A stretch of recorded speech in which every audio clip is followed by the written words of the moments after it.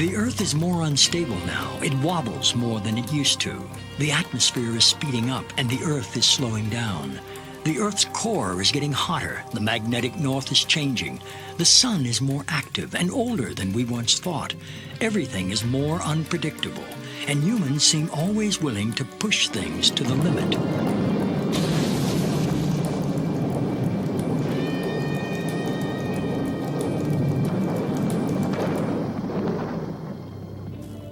The late Carl Sagan said, "We've arranged a global civilization in which most crucial elements profoundly depend on science and technology.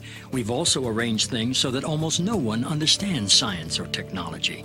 We might get away with it for a while, but sooner or later, this combustible mixture of ignorance and power is going to blow up in our faces." Imagine the Earth's atmosphere, also known as the ionosphere, as a thick soap bubble. It is a membrane, a natural electrically charged shield around the Earth, protecting all life from deadly solar radiation. We have to have the atmosphere for survival. I don't think we should do anything to damage it. Without the ionosphere, I'd be fried, you'd be fried, all life on Earth would be fried. In 1912, Nikola Tesla, a visionary genius, saw ways to tame the sky, to make the atmosphere glow. He developed alternating current, high-frequency radio technology, and free energy. He experimented with both high and low frequencies and electromagnetic waves. He envisioned altering the weather and creating shields around the Earth to protect us from missiles, and he claimed he knew how to split the Earth in two. In 1985, Bernard Eastlund applied for patents that could make some of these ideas real. Many claim that these patents have become the blueprint for Haarp, High-Frequency Active Auroral Research Program. ARCO originally approached me in 1984 to find a use for the natural gas on the North Slope of Alaska, which they could not sell. To give you a feel for how much gas they asked me to find an application for, it was enough gas to produce all the electricity in the United States for a full year. I originated some ideas for military applications and beneficial civilian applications in which that gas would be converted into electricity and then used to power some gigantic antennas. What does Haarp do? Haarp is a large antenna where we beam radio frequency energy up into the upper atmosphere, and we create on a small scale what the sun normally does. And the reason we're trying to do this is because when you have disturbances in the ionosphere, we can't communicate with our satellites. Haarp began with a congressional insertion in the appropriations bill of fiscal year 1990. In essence, Congress directed the Defense Department to explore the potential for using the auroral regions for improving communications and navigation and surveillance. From there, the assignment came that the Navy and the Air Force were to manage the program. It is people from those two organizations that have worked together for the past 7 years. Applications discussed in the patents included destroying missiles. Communications control and disruption were included. There were some other ideas both to possibly modify weather and finally to lift a portion of the upper atmosphere further out into space where hopefully it would be able to deflect missile trajectories.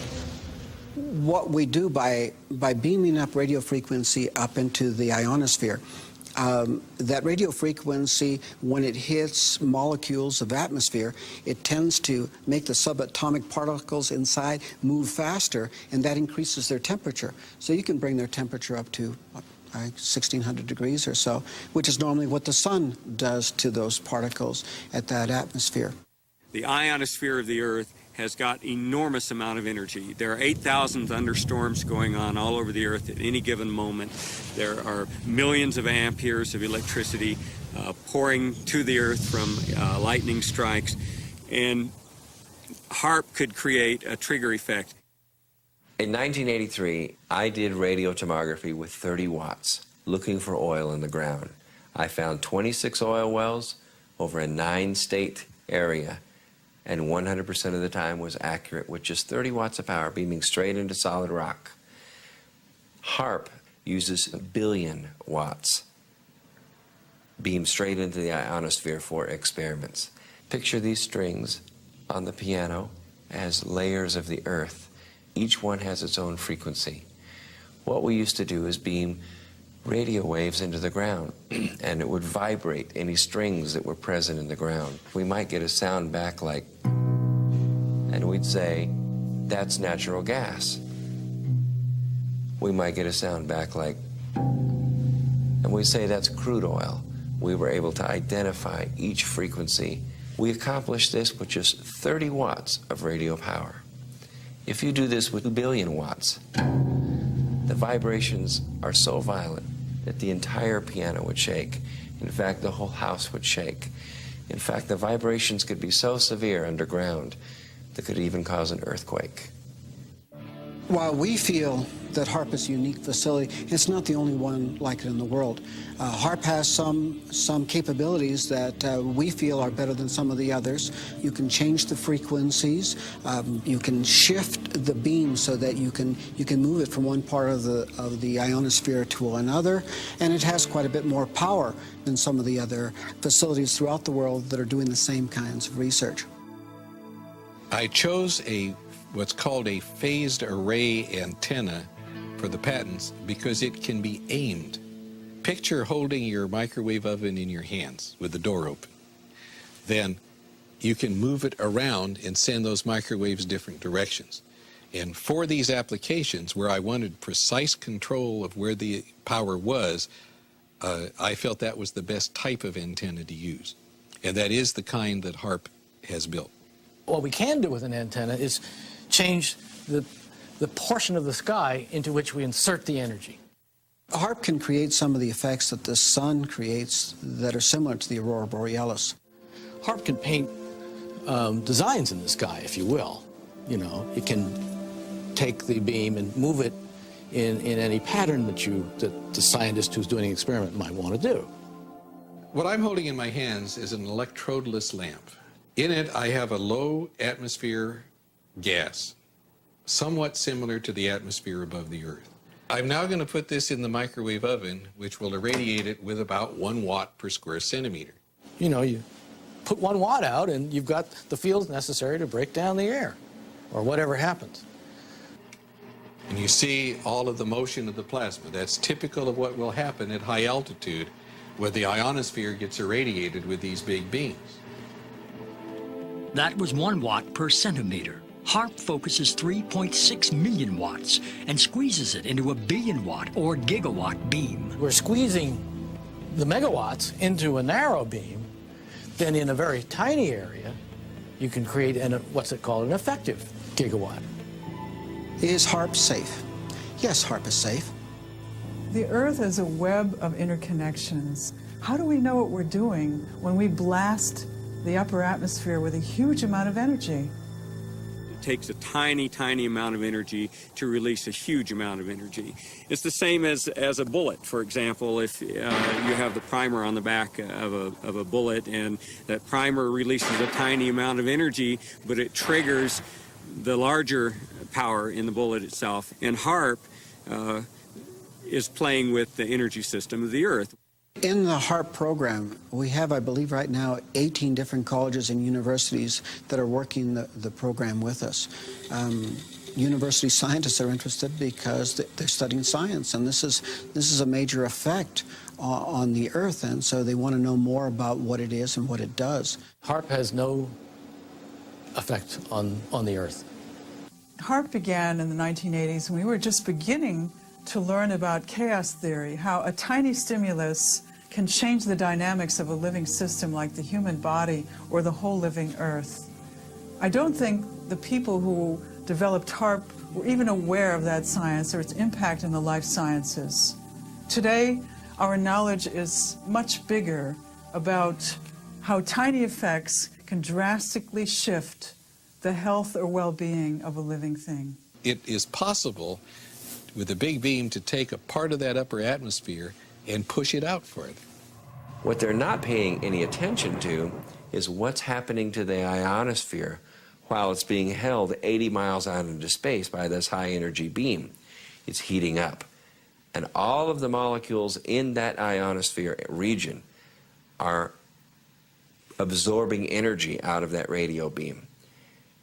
And if they pick the right frequency to push that plume out into space, that energy may discharge back out of the ionosphere, back down the radio beam, and strike the Earth. And it would be about 100 times the energy released out of a thunderbolt. And that's how much energy would be released. In certain applications, the military acknowledges that it can literally lift the ionosphere. And what they say is, it's not a problem, it's a short period of time. Yet, when you lift the ionosphere up, the lower atmosphere rushes in and fills that void, which changes localized weather patterns. Haarp papers say that they intend to lift up a part of the ionosphere, which creates a hole, and they say that it heals over quickly. But what happens if you create enough holes that it just can't quite take care of it fast enough? As far as creating a hole, to me, it's the analogy of you put your hand in water, and yeah, you're taking up space, but when you pull it out, it goes back together again. Same way the ionosphere would work. If the hole means that the neutral density has been somewhat modified, then if you want to call that a hole, maybe that's fine. The hole would be at least 30 miles long, half a mile deep, 50 to 60 miles above the Earth. I imagine there are hundreds of satellites that have interactions with the ionosphere. They're all doing their own local modification of the ionosphere. They're all creating their own holes. Satellites, rockets, space shuttle flights, not just Haarp, but many technologies out there in space are creating holes in heaven. As to this question of injecting more high-energy particles into the Earth's electrical system, the ionosphere is a dynamic system, ever moving, ever changing. I don't think anyone on this planet really knows the point where enough is enough. This was the planning document that really brought Haarp into being, and the absolute requirements ran from 1 gigawatt, which is 1 billion watts, all the way up to 10 billion watts of effective radiated power with a desired level of 100 billion watts. At its biggest size suggested, if you beamed it for an hour and a half, that would equal the energy in a hydrogen bomb. It's just a person's concept of what might possibly be done. Doesn't necessarily mean the government endorsed it or not. What's the power when it pulses? And I can't find that in any of the documents that I've looked at. If you have a very small battery, you can put it in a small pen light and turn it on and have for some time a little bit of light. You can take the exactly same battery and put it in your camera, and when you flash that camera, the light will blind you. The nature of radar and these electromagnetic supplies is they can usually be pulsed. So one very good question for people to ask is, what is the peak power of that antenna when it pulses at its full capability? Pulsing it doesn't matter. To make it bigger, all they'd have to do is add additional elements. In fact, the request for proposal specified a design that could be added onto. The first module is what's called a developmental prototype, and that's 48 antennas in a 6x8 array. What you're looking at is the Haarp site in Alaska, or at least about 1/5 of the Haarp site. When this is completed, you'll see about 180 of these poles.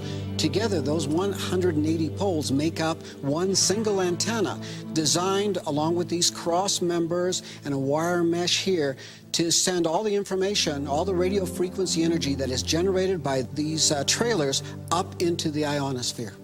As they acknowledge in their papers when they say, we don't know what will happen when we push it to the next level of effects. The military record explains it as phase 1 of a multi-phase project. It's going to get bigger, it's going to continue, and that's again why we're concerned. There's always a limit to everything, although we don't know exactly where that limit is. We are surrounded and bombarded by millions of megawatts of natural energy because the sun blows a solar wind which crashes towards the Earth. Since the Earth is a giant magnet, the magnetic field called the magnetosphere protects us. Haarp's original patents were designed to distort or alter the magnetosphere. It's interesting to compare humans and the Earth. The Earth has a magnetic field. Humans actually generate a magnetic field too, especially in our hearts and brains. Every cell in our body has a powerful magnetic substance called magnetite, which responds sensitively to magnetic fields in our environment. If Haarp is altering the magnetosphere, which is the magnetic field of the Earth and all around it, surely this will have an effect on our health and on our physiology. Haarp's combined antennae generate a focused billion-watt high-frequency radio beam, which penetrates the lower ionosphere and interacts with the currents of the auroral electrojet.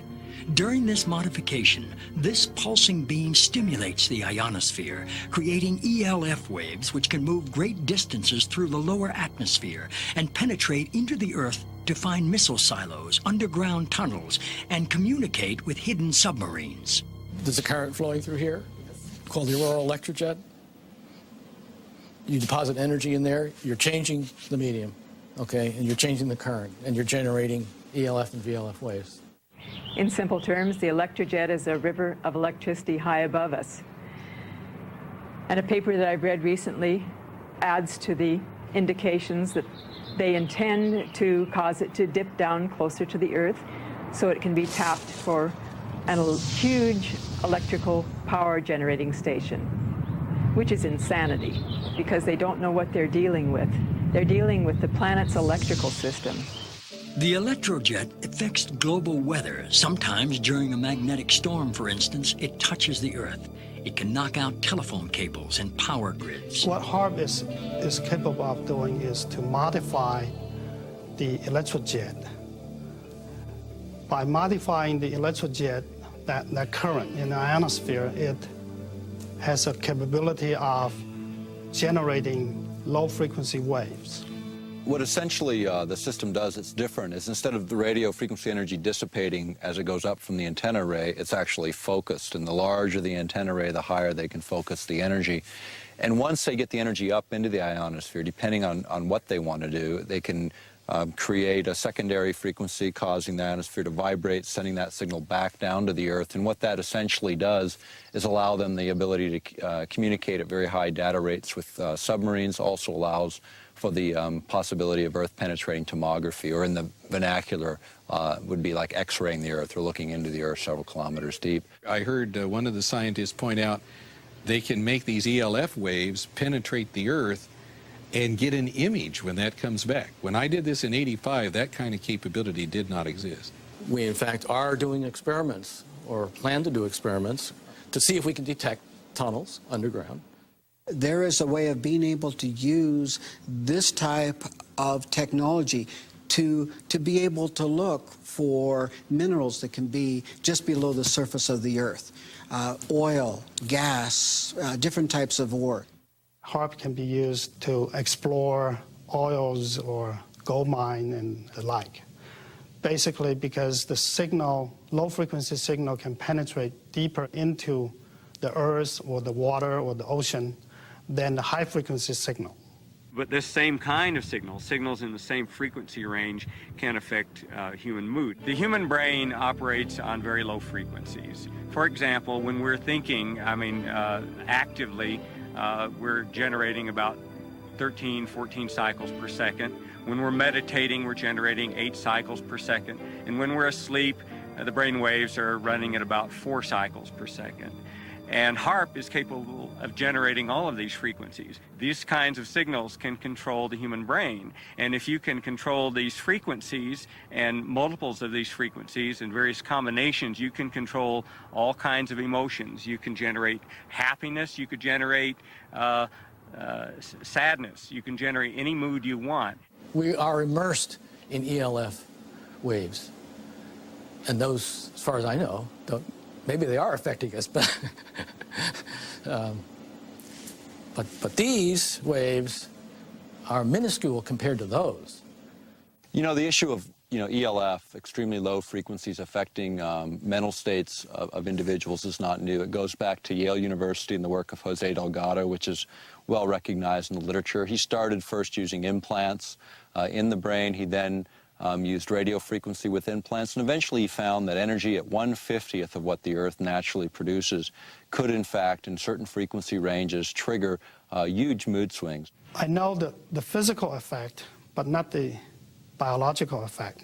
It's a different area. I was considered a child prodigy in electronics. My entire life has been devoted to the study of the effects of electromagnetic energies on the human mind.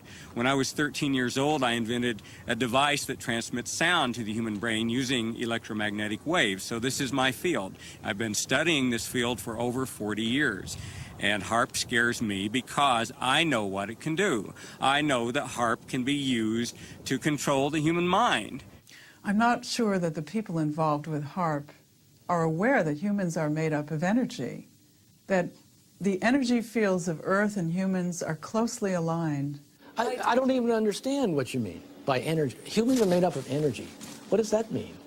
Humans are like balls of energy. We're made up of electricity and magnetic energy, just like the Earth. Are humans made up of energy? Well, what do they say? We're 90% water, but the rest of it is an electrochemical, and that's a form of energy, yes. All living things are exquisitely sensitive to some of the lowest levels of energy. We just couldn't imagine this. And it's been the subject of hot debate. How can life be so sensitive to the tiniest amounts of energy? But because this is how we are bioregulated, by virtue of tiny energy transactions within our body and also coming from the Earth, this is indeed the case. There are many different electromagnetic projects and technologies out there that are affecting our health today. This document from Maxwell Air Force Base lays out the use of electromagnetic weapons technologies for debilitating human beings. Using electromagnetic warfare against human beings, you can cause disease, you can cause hysteria, or you can cause passivity for population control. Extremely low frequencies affect us because they are the same frequencies that our brains output. And when they're in the environment around us, our brains try to entrain to them. So our brains try to mimic those signals. And if those signals are not good ones for our behavior, then we can fall apart. We can behave differently, we could get sick, we could feel very stressed and not know why. Once in a while when you have a power outage, most people can identify the fact that they have a release of tension. The minute the electricity goes out, they feel an inner relaxation, a tension release, and when the power goes back on, the tension returns. So this is something that most of us can feel. Everyone has a certain sensitivity to electromagnetic waves. It's just that some people are more sensitive than others. The symptoms that I discovered in my research caused by electromagnetic frequencies are anxiety, depression, diarrhea, dizziness, extreme fatigue, headaches, lightheadedness, mood swings, nausea, nighttime increase in urination, pulse rate, a sudden increase, shortness of breath, tingling, prickling feeling of the skin, vertigo, nosebleeds, blood pressure increase, and body tremors. You can also cause cancer. You can disrupt the genetic structure of our cells. You can cause long-term damage in terms of mutagenic damage over generations, or you can cause very short-term damage, and you can actually cause somebody to just have their cells fall apart and hemorrhage to death. I found from people who were writing me and calling me from all over the country that they were suffering from either one or all of these same symptoms, and every single one of them lived close by to a transmitter. You know this from Haarp to Gwyn to these towers that are all over the United States now.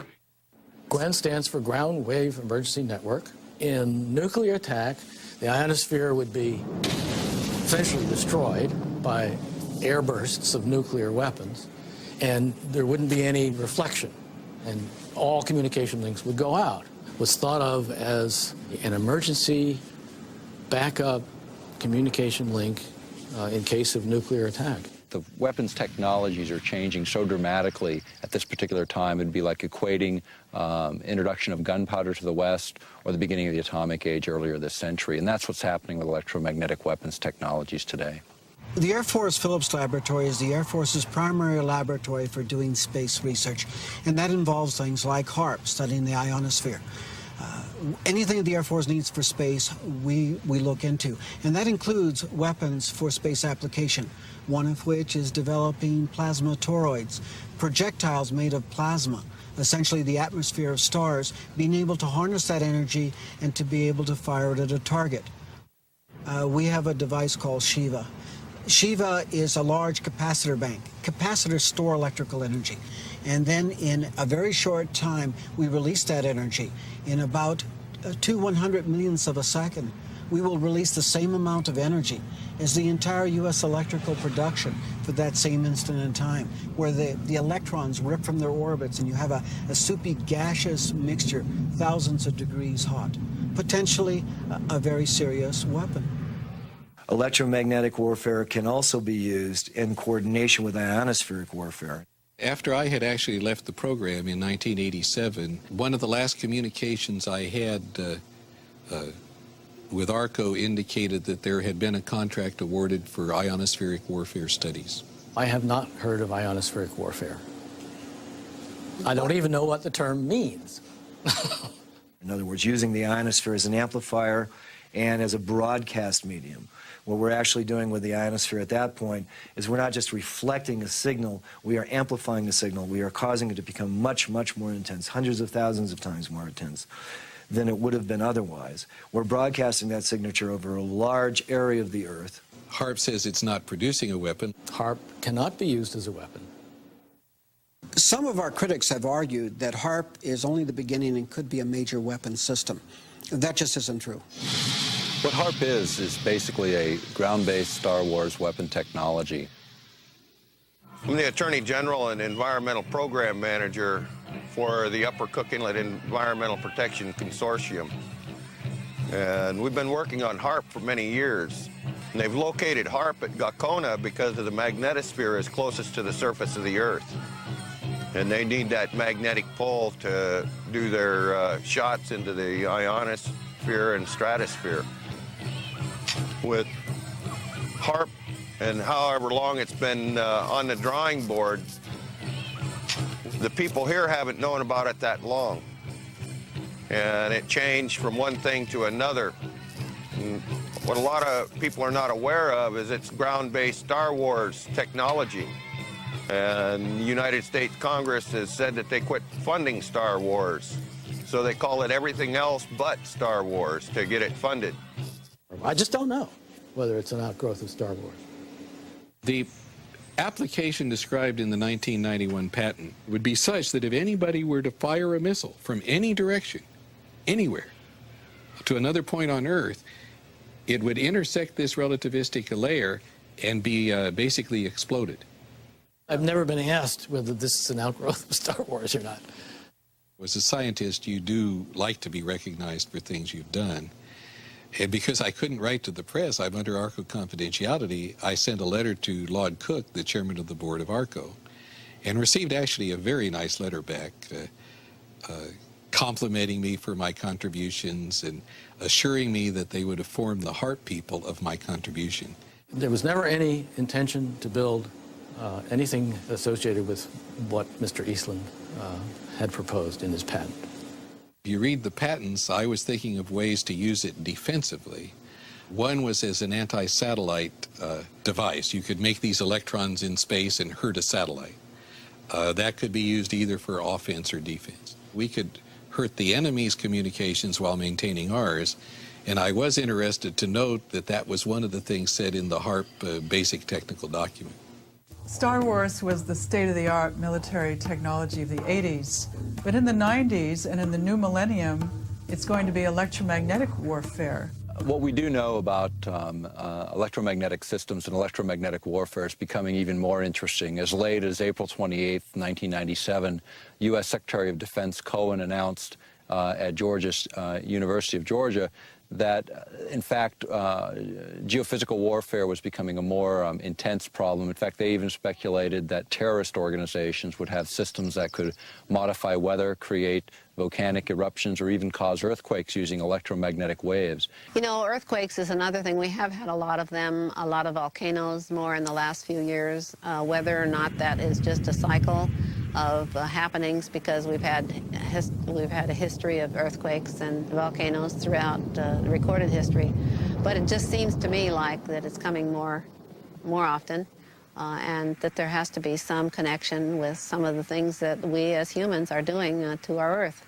The issue of earthquakes has been, looked at by other specialists, even going back to the work of J.F. Gordon MacDonald when he was at UCLA in the late 60s. He was also a science advisor to Lyndon Johnson. He's a specialist in geophysical warfare. He asserted then if you could ever get enough energy in at just the right frequency and just the right waveform, you could in fact trigger these kinds of events. And I think that's exactly what the Secretary of Defense, Cohen, was saying just a few days ago, was it's this idea that now terrorists may possess this kind of technology.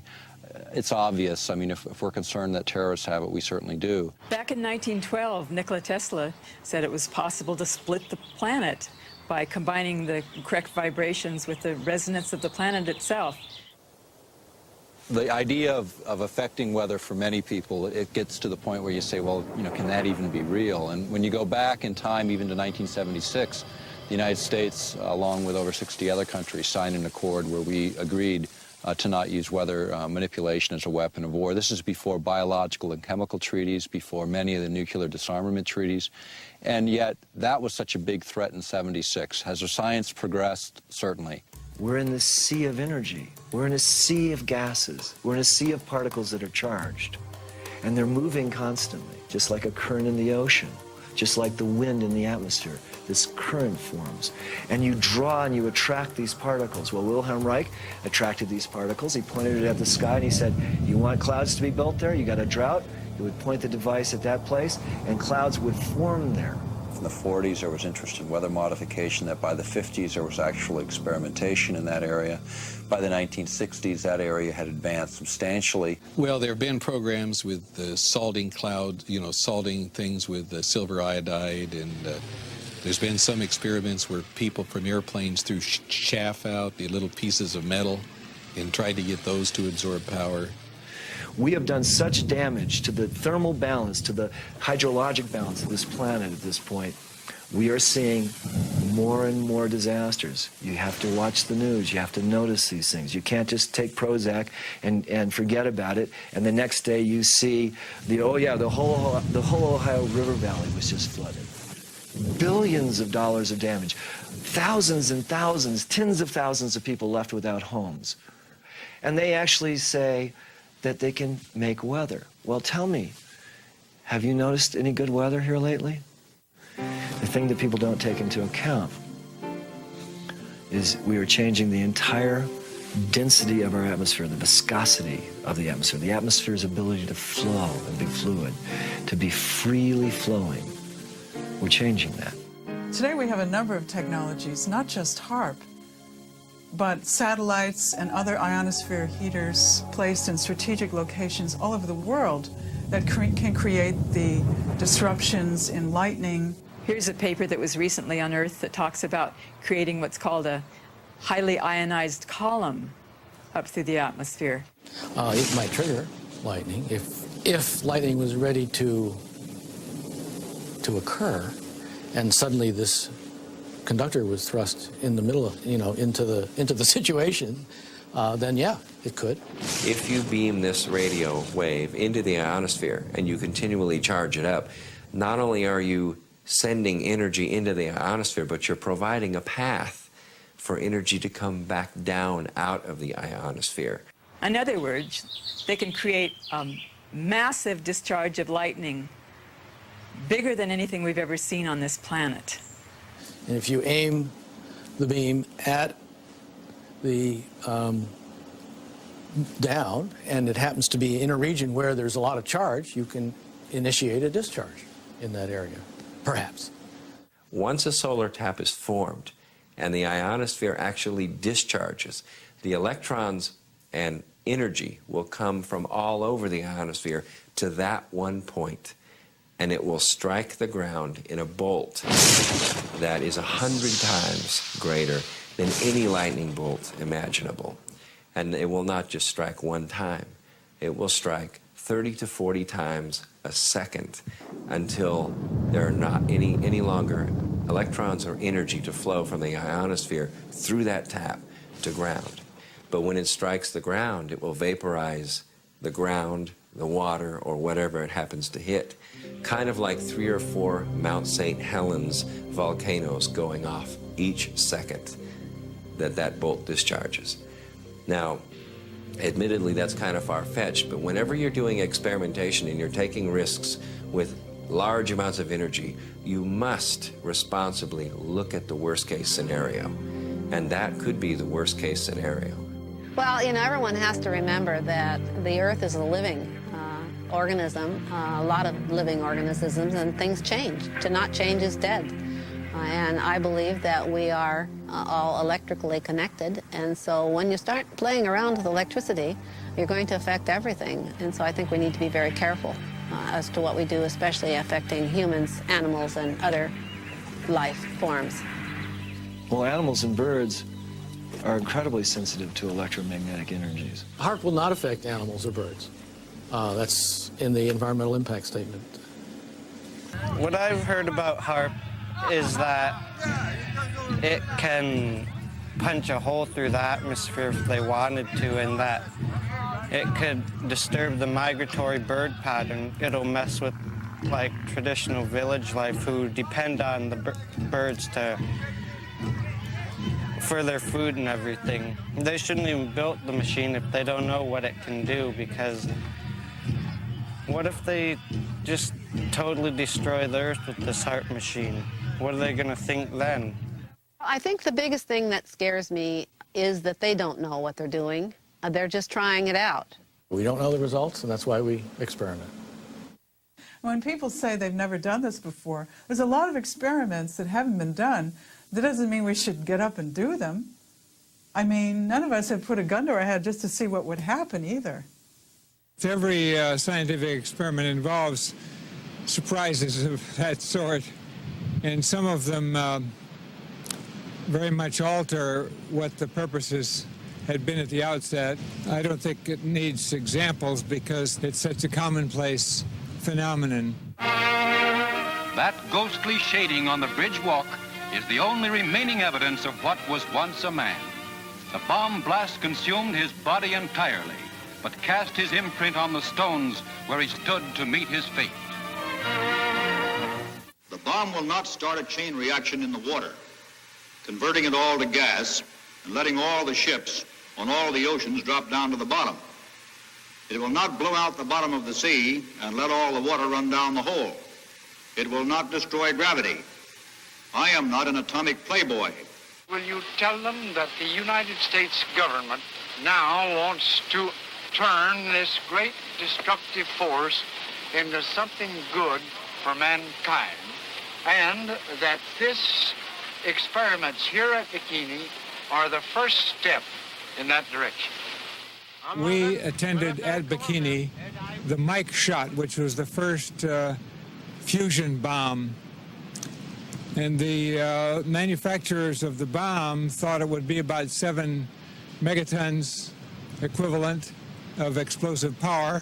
It turned out to be 15.4 megatons of explosive power.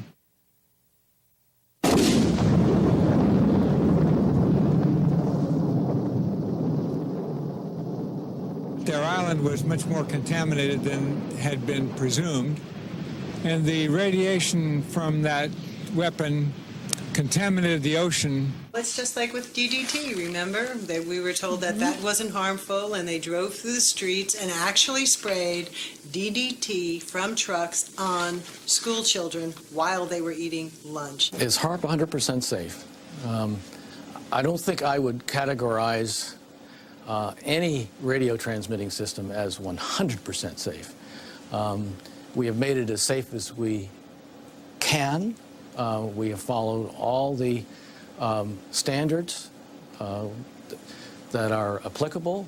There are no standards because we have no intimate knowledge of how Earth and life work together. Many times we've experimented on various different things and then it didn't turn out the way we expected it to. It can get as big as what's been determined to be safe in the environmental impact statement. It can't go any bigger than that. The environmental impact statement was funded by the Air Force and the Navy, the people that are running the program.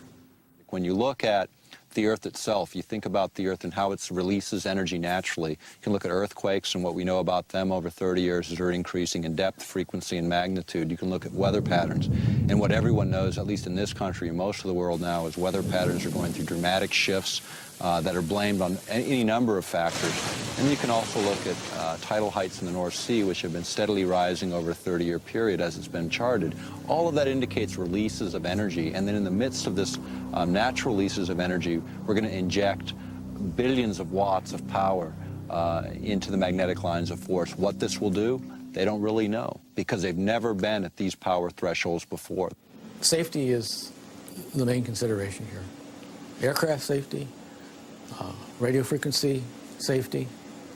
The environmental impact statement is the governing document, and anybody that has an environmental concern that we have not addressed in this should come to us and let us know about it. There's no independent scientific committee looking at this outside of the military. There is no physiologists or bioscientists involved in this project from the military looking at those bioeffects. We think it's a narrowly focused program in the sense that the bulk of it is military-driven. That's what's driving the budgets, and that's what's driving the program. The military research is one line of work, and I would say the medical research is another line of work, and for most part, these two groups are not talking to one another. There are a number of scientists like myself who are concerned about this, who are in fear of what HAARP could do to the planet. Not only mind control, but weather changes, possible earth changes, earthquakes, things like that. And we all need to band together. We need to contact each other over the internet. We need to lead a discussion on this, and scientists need to contact their government representatives and tell them what they feel about this. Our critics have talked about HAARP and some of the problems they perceive. If anyone, any group, individuals, whatever, were concerned, they're welcome to tour the site. They're welcome to put together an independent team of their experts to come onto the site and to review what it is we're doing. We have absolutely nothing to hide. We need to bring in people from all walks of life to study the possible consequences of this technology. We don't know the effects. I don't think we should move blindly forward and just do these experiments. We were recently invited to Brussels to speak to a group of parliamentarians in an organization called Global International. And we were able to present HAARP as an issue to over 60 parliamentarians from 40 countries. And what was important is it really was the first time many of these folks had heard much about this project. But I can tell you that the international interest has been growing. The scientific community is starting to wake up to the issue. And what we're seeing is more people willing to go forward and speak out. I'm concerned that the people who understand that all life is interconnected aren't the people that are making the decisions about these experiments on our ionosphere. What air I breathe, everybody else breathes. Water and air and the land, our life. Let's do what we have to do to protect it. As living systems, we're open systems, and we can't draw the line between where our boundary stops and where the boundary of the non-living domain begins. The Earth is a living organism. It's not something that's really outside of us. It's really an intimate part of who we are. And when we destroy it, we destroy ourselves. I have always asked that, and if anybody has a problem, come and let us see what the problem is. And if it's something we haven't addressed that we should have, of course we'll address it. The problem with government and the people right now is that people don't trust the government, and they have good cause not to, because so many times over the years they've not told them the truth. Well, the planet's electrical system is not there for us to exploit for Department of Defense purposes. It's there as a part of a whole beautiful, harmonious, interconnected system that supports all life on this planet. And we don't know everything that there is to know about it. It's not up to me to determine that it is or is not a valid expenditure of taxpayers' funds. It's not my call. And if Congress gives us the funds, evidently they believe it's worthwhile. I'm told to do this, and we are doing it. Those people who are in government, they tell me a lot of times that they're just following orders. My response is, so was Heinrich Himmler. He was just following orders. We're about to embark on another arms race. It's totally unnecessary. We're committing billions of dollars to this technology, and the question becomes is, where does it end? I mean, they figured $3 trillion on the entire nuclear adventure, and that's, 60% of the current national debt. Are we going to start that cycle again? Is it necessary to do that again? There's just no sense to make more of Haarp than there already is. It's intended to be for research, and that's all.